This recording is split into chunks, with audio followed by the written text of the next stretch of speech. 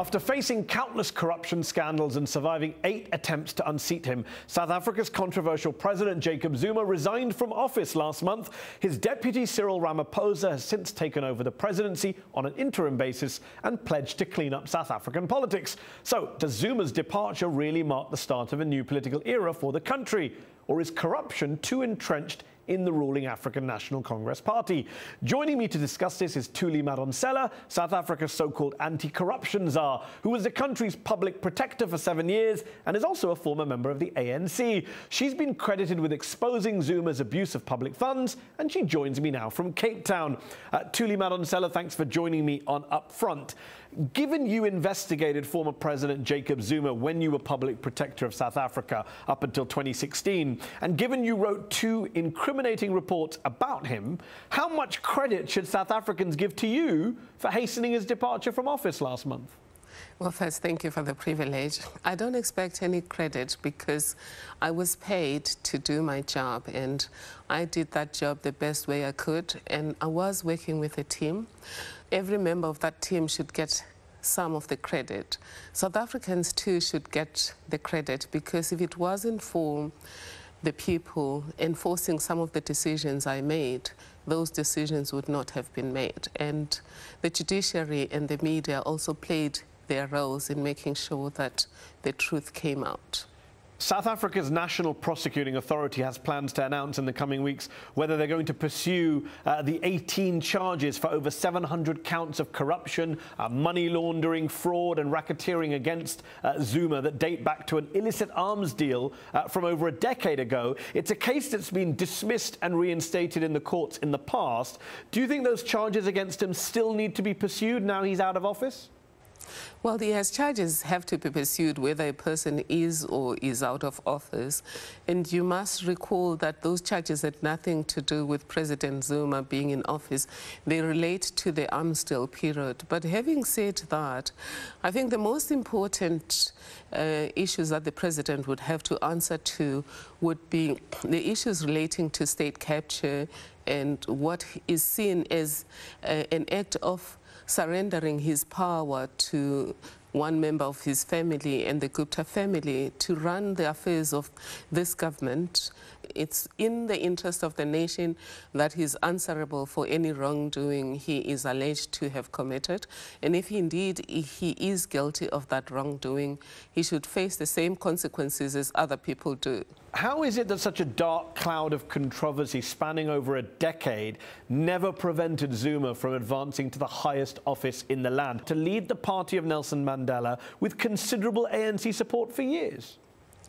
Yes, it does say that the ANC, or the African National Congress, which is the governing party in South Africa, needs to look back and say, what is it that allowed President Zuma to rise to the presidency, given the fact that he had no commitment to ethics?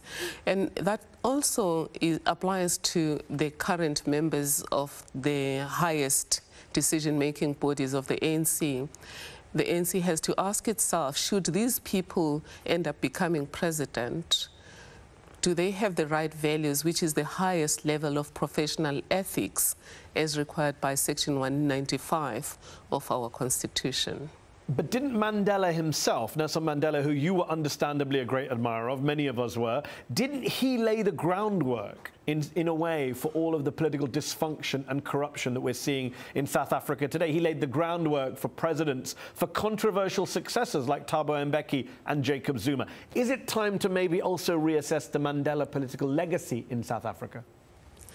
Well, you could, but I wouldn't really necessarily say it's Mandela's fault. He himself said that even the most benevolent of governments have within them persons with propensities for human failings. Nobody could have foreseen what happened. But you're right, though, that there has to be some introspection and looking at what is it within the governing party and within our own national ethical framework that allowed what happened to happen. But Mandela did praise Zuma's leadership just over a decade ago when some of these allegations were already being made against him. He called him inclusive. He called him a unifier. He urged the ANC to rally behind him. When I first met President Zuma, he was inclusive, he was a unifier. And of course, you take people at face value. Nobody prepared South Africa for the divisive presidency of President Zuma and the use of racial divides, the abuse of social injustice as a diversion to investigations on corruption. I don't think President Mandela could have predicted that. Okay. I certainly didn't predict it. Well, let's look at some of your predictions or recent statements. Cyril Ramaphosa, Zuma's former deputy president, who's now the interim president of South Africa until elections are held next year. You expressed support for him online last month, thanking him for putting your, quote, beautiful country on the pedestal of hope again. But he's already facing harsh criticism for appointing a lot of scandal-ridden, controversial ANC figures to key positions. For example, David Mabuza, the scandal-ridden deputy head of the ANC, is now his deputy president. He reappointed a minister of Home Affairs who's found to have lied under oath. So are you giving Ramaphosa a pass, given he doesn't seem to be as worried about appointing officials who are accused of wrongdoing and corruption as maybe he should be? I have given him a pass, and I still give him a pass. He certainly has placed us on the pedestal of hope. But I have been speaking about this for a month now, and even in my column on the City Press and Report, I indicated that he's not a saint, and that whether he gravitates to the dark side or to the light side will depend on whether or not people stand up. If the people do not behave in such a way that the governing party fears them, then you will find that President Ramaphosa fears the dark side of the ANC, and then he gets drawn to that corner. Thuli, you were part of the team led by Nelson Mandela that drafted the final post-apartheid constitution of South Africa in 1996. How worried are you that the ANC's recent time in office, plagued with corruption scandals, cronyism, mishandling of crises, will end up tainting the legacy of not just the ANC and the way in which it created this new state, but the memory of the party's entire anti-apartheid struggle? I am concerned about the ANC losing its direction, and until a few days ago, there was an indication that it had lost its direction, and there was a possibility that it would lose its direction together with the country. But I'm very hopeful right now that under Ramaphosa, we do have a balance of forces within the governing party. We have those who would like to continue covering up for the plundering and looting of state resources, and those who really want this country to be governed with integrity, with an eye to social justice, so that it doesn't only live to its potential, but it also reclaims its position as a model democracy in the world. What about the argument that it's time another party governed South Africa, that the ANC has been in power too long? It keeps winning elections since 1994. Since apartheid ended, it's the only party that's governed South Africa. Maybe that's part of the problem. Well, if there was another party to govern, maybe it would be their time. What people are right about is that monopoly, whether it's in business or politics, perpetuates corruption. If you don't fear losing power, then you have no reason to do your best.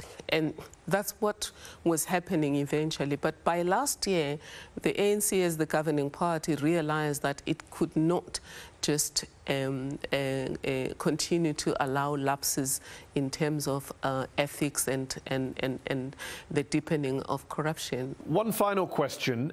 You've been encouraged to run for office in the past yourself. Do you have no political ambitions at all? You're not tempted to run for office yourself to try and clean up South African politics from the inside? Certainly, I don't have any political ambitions, but I do have ambitions to clean up the system. That's why I've gone back to civil society as the chair of social justice at Stellenbosch University to make sure that we deal with laws and policies around social justice. I've also been part of starting a foundation which is called the Zuma Foundation. The foundation is seeking to build democracy literacy within civil society and to activate civil society to be their own liberators. Thuli Madonsela, thanks for joining me on UpFront. It's been a pleasure and a privilege. Thank you. That's our show. UpFront will be back next week.